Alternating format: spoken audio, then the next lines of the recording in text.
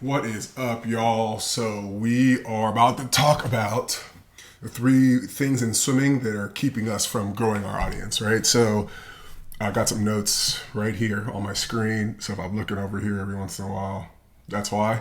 Um, Purpose of this video is, I guess, give the swimming world some idea of what they're up against and what they need to be doing, right? I my socialization in the sport is as a hooper, not a swimmer. I didn't really know anything about swimming or swimmers until I got to UT. I knew Eddie, obviously. I think as far as names go, I knew Crocker because I raced him, and Pearsall. I think I may have known him as like the backstroker, right? And then Brendan, of course, from the Kitajima stuff that kind of transcends the headlines of swimming, of just the swimming world.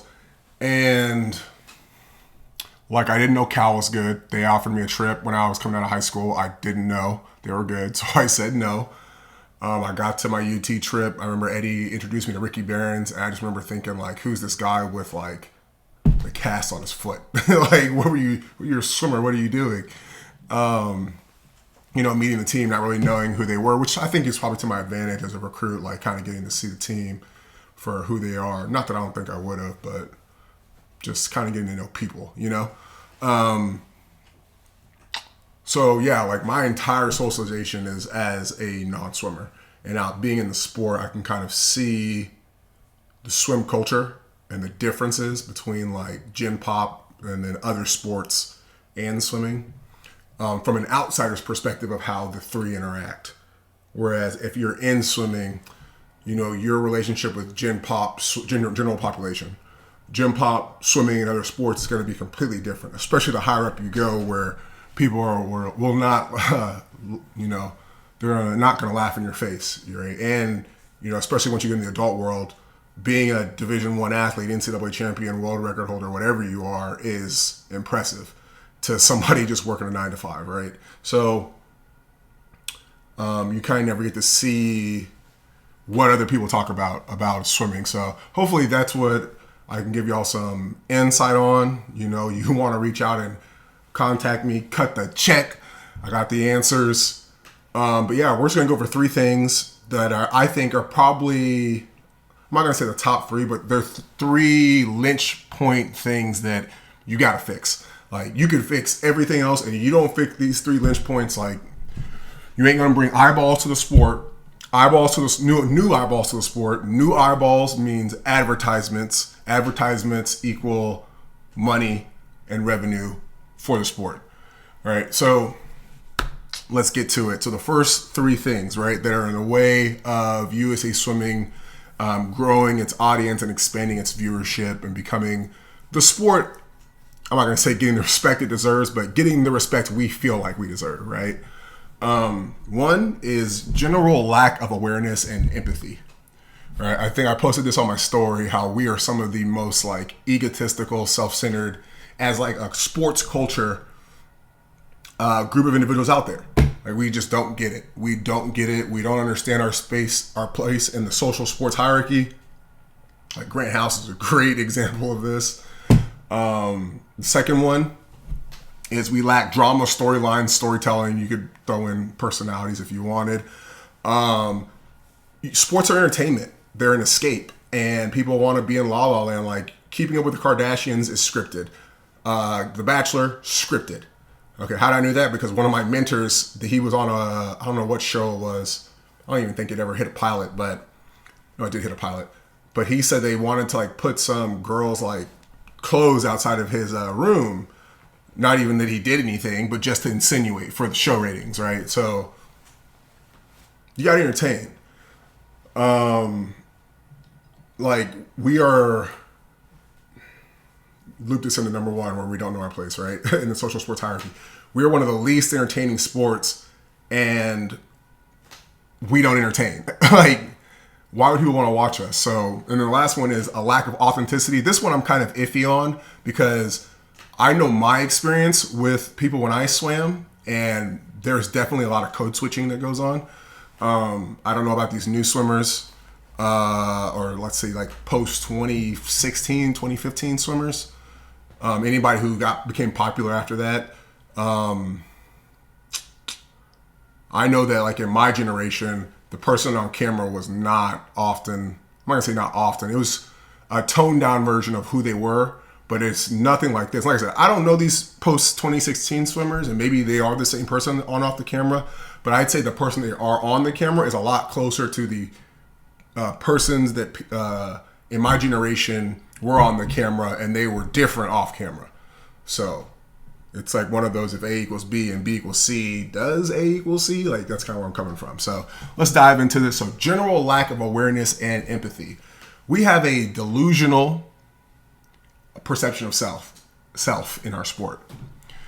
All right. And I think a part of this is, like I said, where the higher up you go, the more respect the sport gets. You get treated like you're a UT swimmer, like we're the most dominant sport in school, right? So we get respect. But as far as Gen Pop goes, like we are celebrated every 4 years, right? Like we know Team USA, rah, rah, rah.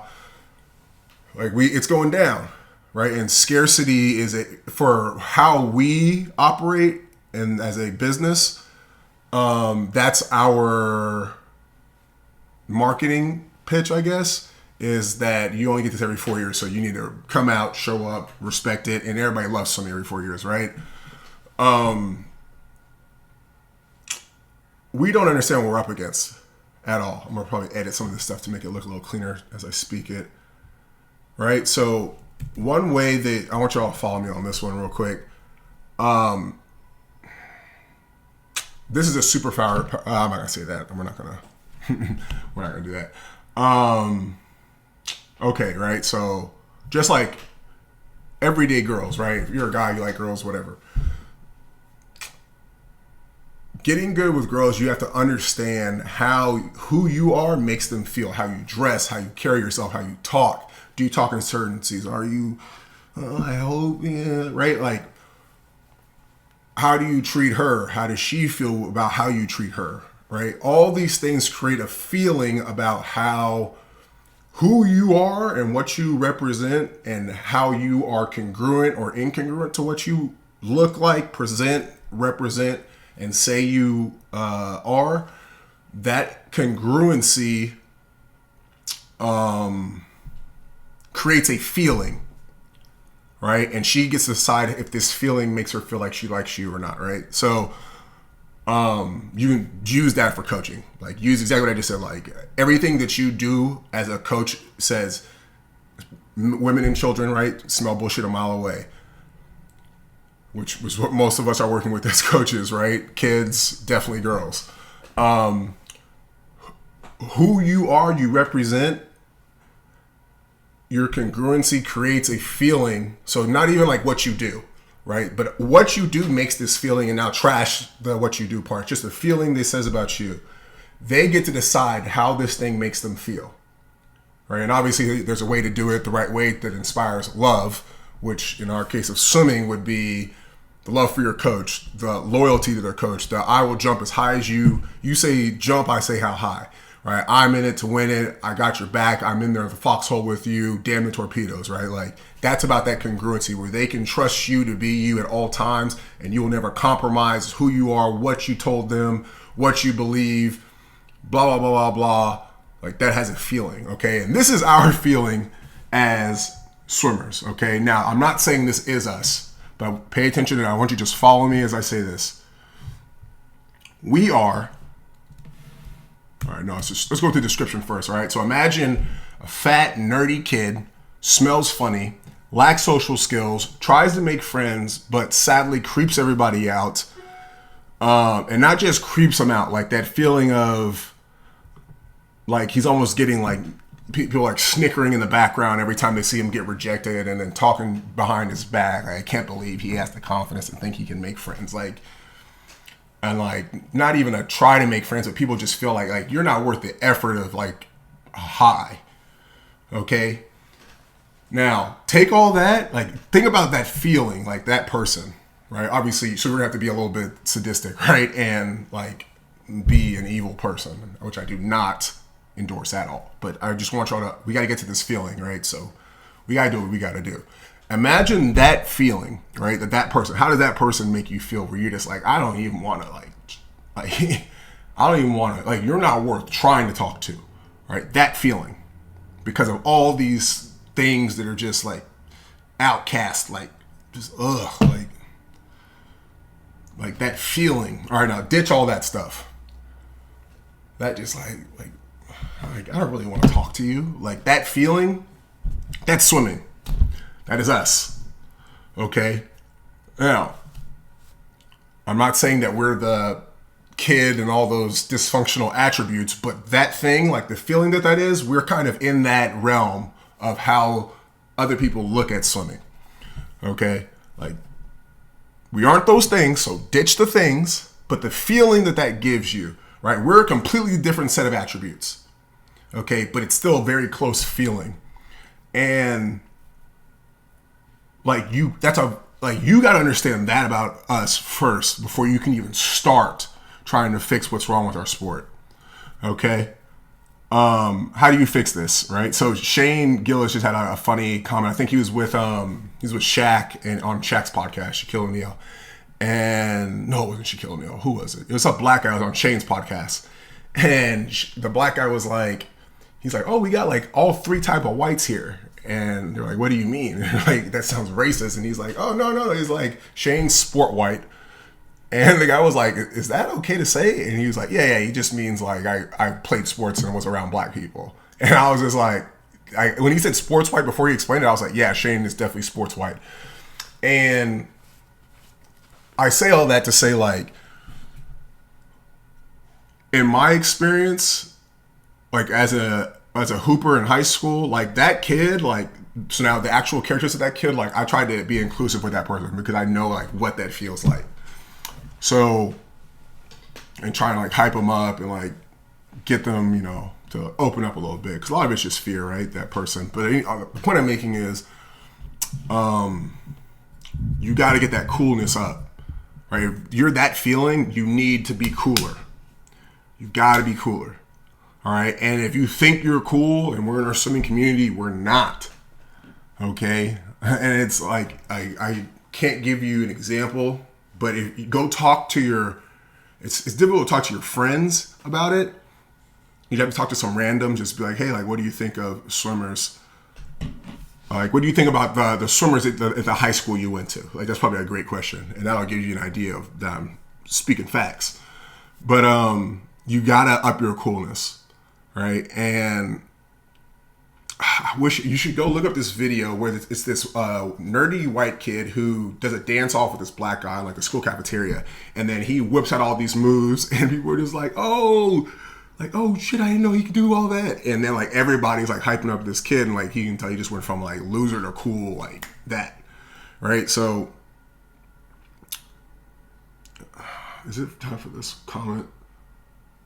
Let me see. It might be in the next spot. Okay, yeah. So like, now I totally forgot what the comment was.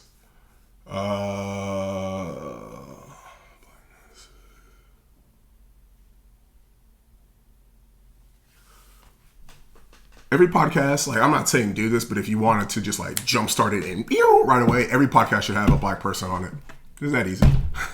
We'll get to the solutions at the end, but there's like, that'll do it, right? Because, okay, I remember the thing I was going to say. My mentor was telling me this thing, and it was a difference between like black people in like finance and business and white people. And he said that white people are way more relaxed because they actually have power or control and own things, like tangible things, whereas black people own like the social culture, which is something that's really intangible and anybody can touch and take and use and however they want. Whereas if you own stuff, you can't do that, right? Like they can say, no, this is mine. Like you don't touch it. So you're more relaxed. And like when he said that, it made a lot of sense about like why is it the comment about like you need to, if you want to just jumpstart this thing, just every podcast, whatever sportscast needs a black person, because like that's what we own to a degree, is what's cool, right? Like that is our tangible thing. And as the innocence of the tangible thing, as the gatekeepers, you know, you need someone to tell you like, yo, that's corny, or like laugh about something, or like be out of body ridiculous about swimming, right? Because in the order of humor, it's like self-depreciating humor, non-self-depreciating humor, and then attacking others, humor, but doing it in a way that's not offensive, which is at the top, right? And you need more of that. Now you can say, Dax, you're racist, blah, blah, blah, blah. This is about solutions. This is about chasing that paper, getting it in our sport, okay? So you want to win or not? Bear Bryant, integrating in 71 years after the civil rights laws have passed, over here tripping over, he's racist. Okay, Bear Bryant. Okay, Alabama University. Tripping. Okay, number 2, lack of drama. Our sport has no drama. We don't have storylines. Like, and here's the thing, and you girls know exactly what I'm about to talk about when I say this. Where are the chick politics? Where are the chick politics? I want to hear about the drama. Who doesn't like who's friends with who doesn't like that X person's friends with Y person. I want the drama. Give us the drama. Okay? Give us something to follow. And I think something else, and listen, y'all are going to have to tell me in the comments if I'm right or wrong about this, but swimmers aren't honest about how they feel. You know, shout out to Cody Miller. I think he was responding to my video because it was oddly the perfect answer to my question about the Ledecky thing, where I was like, I don't understand like how people are treating her like a has-been. And he essentially said that it was a humanizing moment as far as people within the sport, right? Because we've all been through that time where like we're busting our ass and not dropping time. So I was like, okay, I can see that as a swimmer how it makes sense. But my basketball brain takes that stuff as disrespect. So like, I don't know. But, and this is where I say I need y'all to tell me in the comments, did Ledecky ever like comment about how disappointed and angry and upset she was about not dropping time? I don't know. I legitimately do not know if she did or not. That isn't me being rhetorical or tongue-in-cheek or facetious. Like, I don't know, right? Now, like, that's the drama and the stuff that like the people want to hear. Like, the GOAT of women's swimming, the distance GOAT, is struggling. Superman's battling the kryptonite. You know, Brainiac is whooping Superman's ass right now. Come on, Superman, you can do it. We believe in you. And then you, like, it gives us something, like, you follow that journey and then you see the result and it's just like, Superman returns.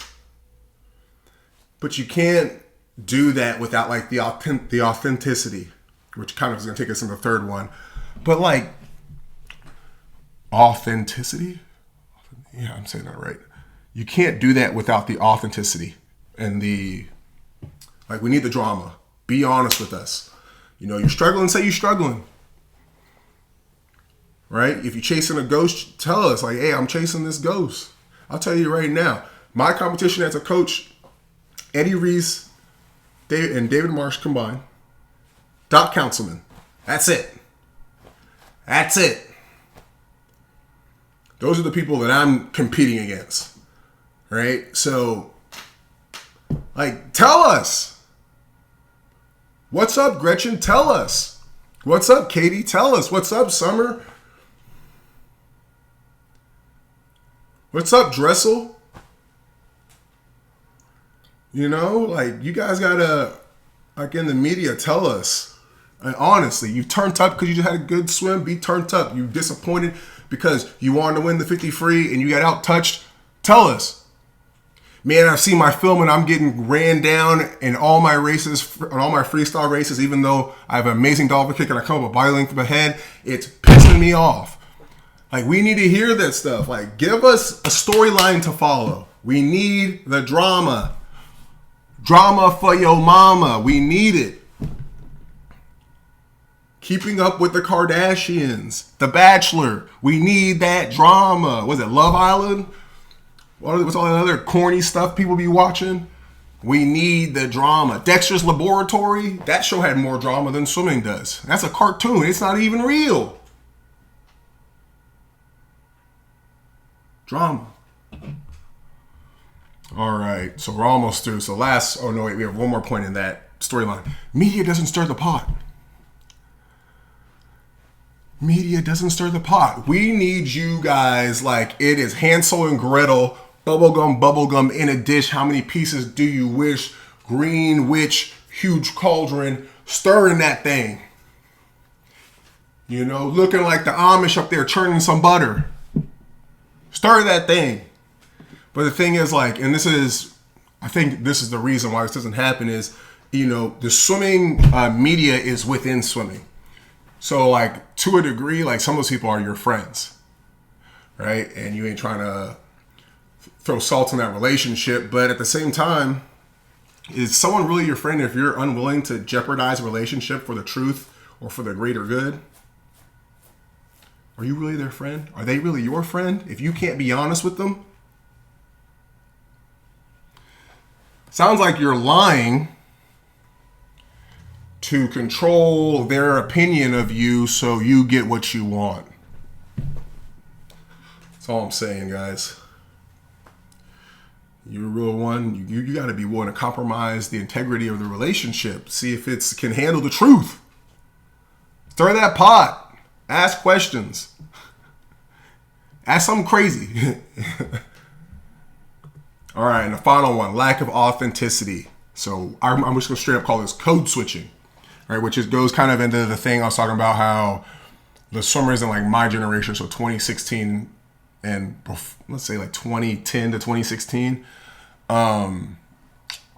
who they were like hanging with the boys was pretty close. It was definitely still dialed down a lot, but within the scope of who they were, or the person they presented to the media was definitely dialed down, but still within the scope. Let's just say like maybe like 10% of who they were gets shown to the media, right?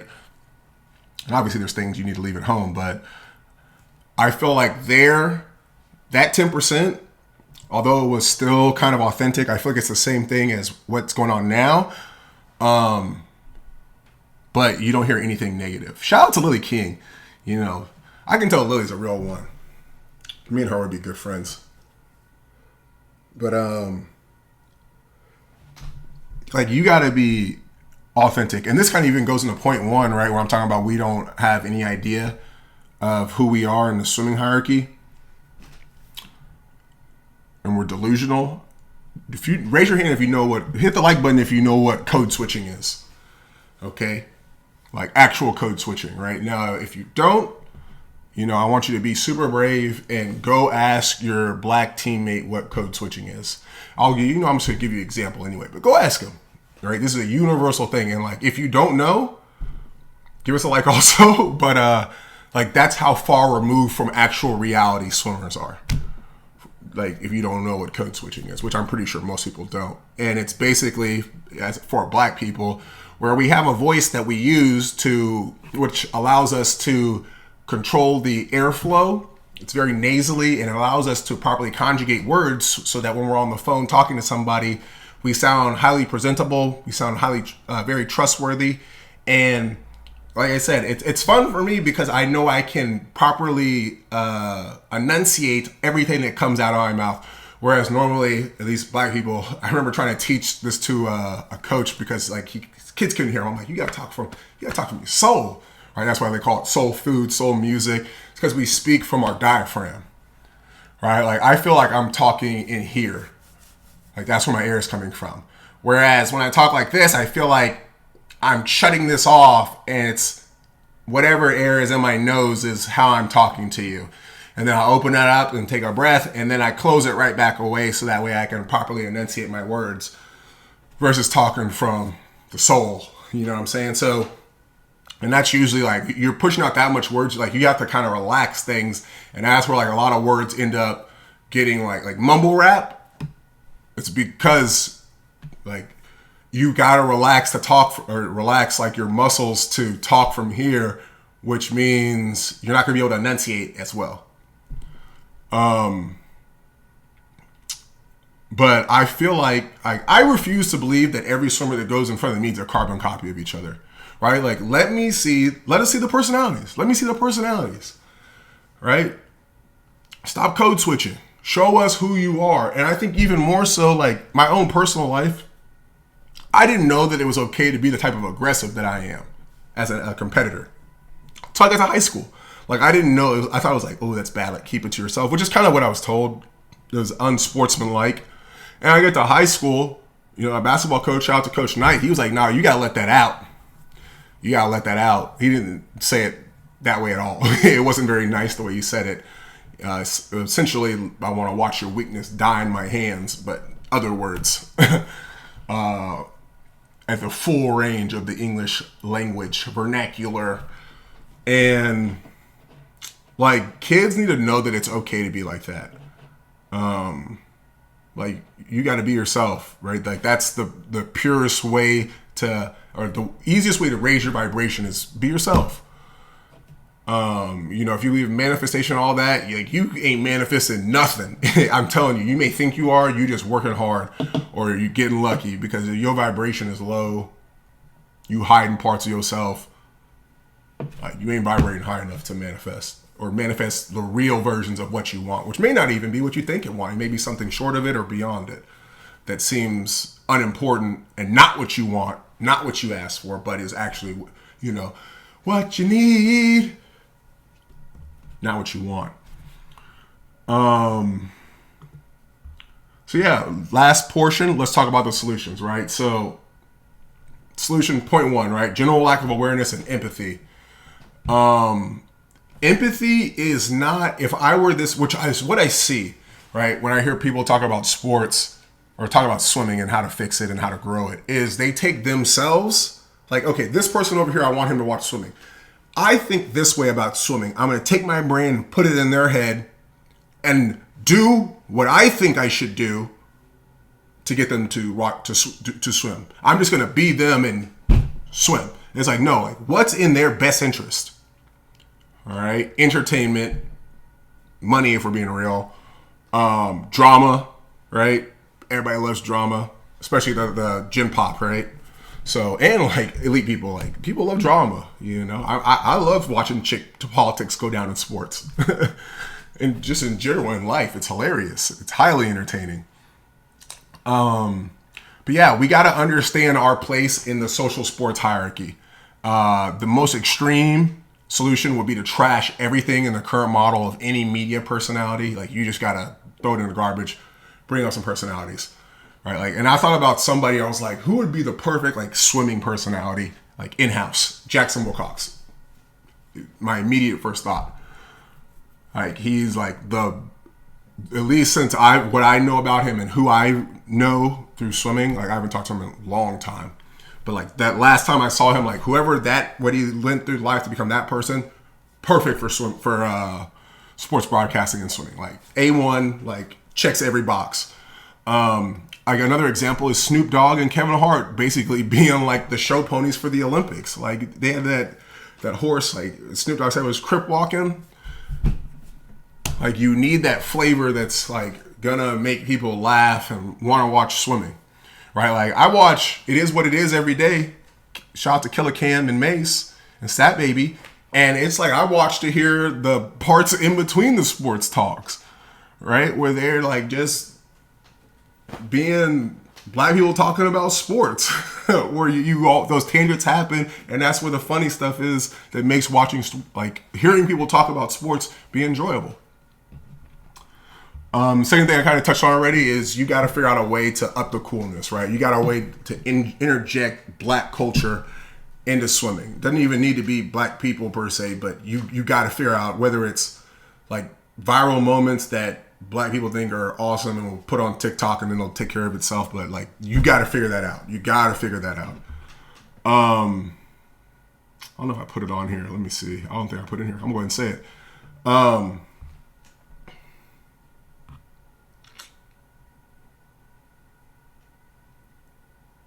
Where is it? Put Ledecky in the Cameron Pink Mink at swim meet. And give her a cell phone or like a cell phone celebration that after she's done racing, calls it, signs it, throw it in the crowd. That'll be on SportsCenter that night. That'll be all over Tiki-Taki that night. Drama, storyline, storytelling. All right, so media and athletes. Manufacture it. Fake it, whatever. Manufacture it. All right, so the example I put right here is Cameron and Caleb Dressel. Wow, Cameron and Cam, let's just say that. And Caleb Dressel talking trash to each other. All right, Cameron, this is what I wrote. I said, talk crap, so y'all can use this, but, cut the check. If y'all real ones. If y'all real ones, you'll be like, yo, I got to give props to who gave it to me. And y'all, just throw some zeros on that thing. Or behind that thing, I should say. But, yeah, just like, this is what I wrote. So, talk trash about Dressel's suit. Call your suit. I don't know if that, man, I remember that. Call him scared because he took his time off, right? Like, you gotta, like, oh, man, like, that's disrespectful. Like, that's disrespectful. Like, we need to tune in and see what Dressel's gonna do. If Dressel fired back, I had to take time off to level the playing field because you clowns couldn't keep up. I had to leave the game like Jordan in 94 at the peak of my title run just so I can make sure that I got to compete. I'm tired of beating up on children.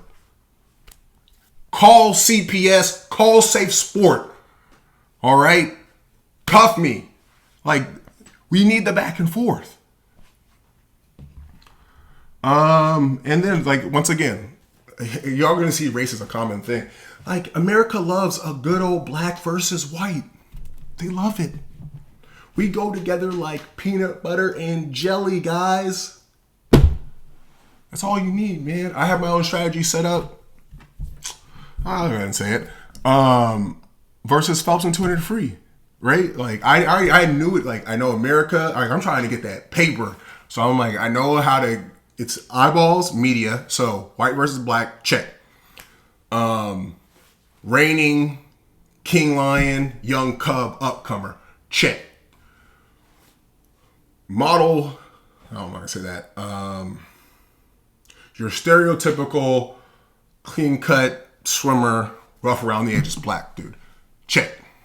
Not that I'm like, I grew up upper middle white class, but the way I talk, you'd be like, he's tripping a little bit, a little off the cuff. Like, there's another one. Like, that's manufacture it, get yourself some good old black and white. But that's hard too because black people have different issues with swimming. Like, we can only pull one way that works, and everybody disagrees on that technique. So it'll be a while unless somebody makes a comeback. All right, and then the final one, the authenticity, code switching. Like I said, maybe I'm wrong. Maybe that's how these people are. I don't think so. I refuse to believe that, like, how they talk to the camera is how they talk with their homegirls or homeboys. I refuse it. I'm probably wrong. I'm gonna say probably. I might be wrong, but it just seems too unrealistic. Yeah, if you're pissed, be pissed. If you don't like how you lost, if you don't like who you lost to, if you don't like losing the race to this person or at this time,